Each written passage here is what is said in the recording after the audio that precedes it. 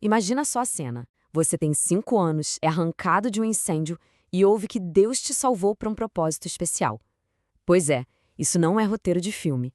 É o começo da jornada de um cara que literalmente botou fogo no mundo com a fé dele, John Wesley.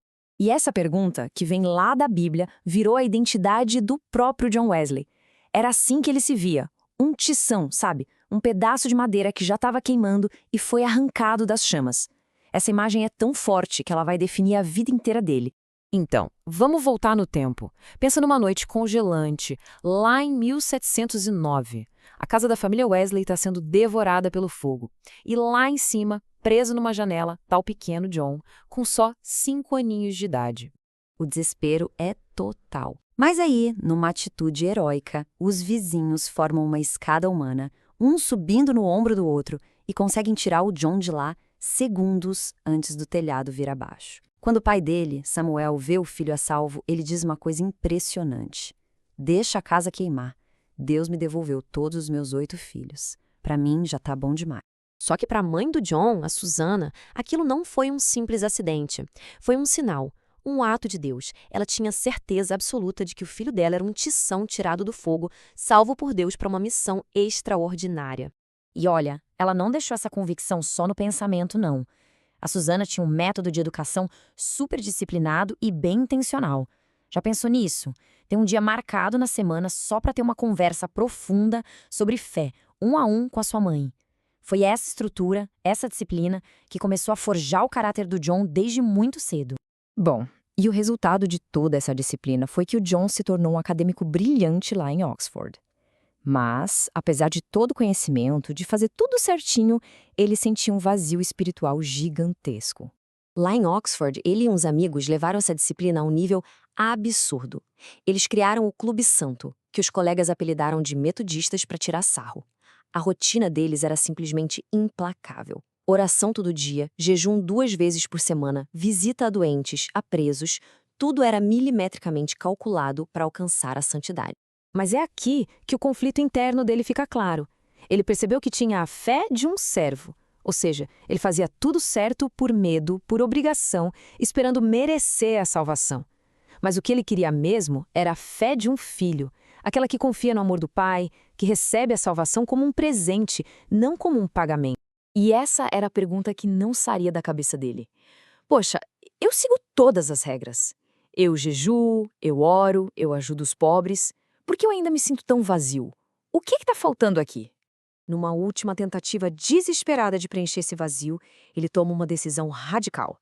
Vai para a América como missionário para converter os povos indígenas. A lógica dele era, talvez, se eu salvar a alma dos outros, eu finalmente consiga salvar a minha. Só que o tiro saiu pela culatra. E feio. Ele voltou para a Inglaterra completamente derrotado. No diário dele, ele escreveu essa frase devastadora. Eu fui para a América converter os outros, mas quem vai me converter? Aquele foi, sem dúvida, o fundo do poço para ele. Mas, como a gente sabe, muitas vezes é justamente no ponto mais baixo que a maior transformação da nossa vida está prestes a acontecer.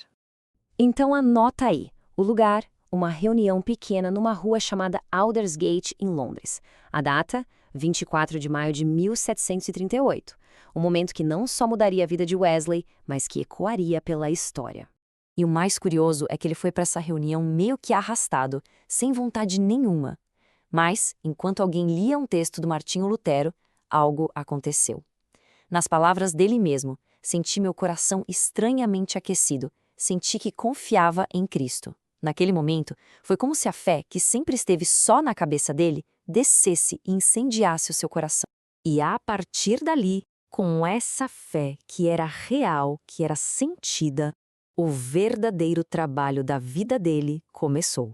Um ministério que não parou mais, por mais de meio século. O que veio depois foi uma explosão de energia que nem parecia humana. Com o coração transformado, Wesley se jogou num ritmo de trabalho implacável. Ele pregava, em média, 780 sermões por ano, enquanto viajava mais de 7.000 quilômetros anualmente a cavalo para levar a mensagem dele a todos os cantos da Inglaterra. E quando as igrejas oficiais fecharam as portas para ele, sabe o que ele fez? Foi para os campos, foi pregar ao ar livre, chegou a falar para multidões de 30.000 pessoas de uma vez só. É claro que essa mensagem de uma fé pessoal, de graça, era muito radical para a época. E isso incomodou o poder. A reação foi brutal. Ele não foi só criticado. Ele foi atacado fisicamente, levou pedrada, foi espancado e os seguidores dele tiveram as casas demolidas. A elite religiosa via ele como um fanático perigoso. Agora, vamos avançar um pouco no tempo, lá para o final da longa vida dele, para a gente entender o tamanho do legado que esse homem deixou. No final da vida, o contraste entre o que ele tinha de material e o que ele construiu espiritualmente era impressionante. Ele ganhou o que hoje seriam milhões com a venda dos seus mais de 230 livros, mas doou cada centavo. Ele morreu com quase nada, um casaco velho, umas colheres, um bule. Mas o verdadeiro tesouro dele era imensurável. Um movimento mundial que transformou a vida de dezenas de milhares de pessoas. E no leito de morte, aos 87 anos, ele resumiu a grande certeza que ele encontrou naquela noite em Aldersgate. Suas últimas palavras foram: "O melhor de tudo é que Deus está conosco." E isso nos leva de volta ao começo. A história de John Wesley nos deixa com essa pergunta poderosa. O que acontece quando uma vida, que um dia foi arrancada do fogo, se recusa a ser só uma sobrevivente e, em vez disso, se torna uma tocha que incendeia o mundo inteiro?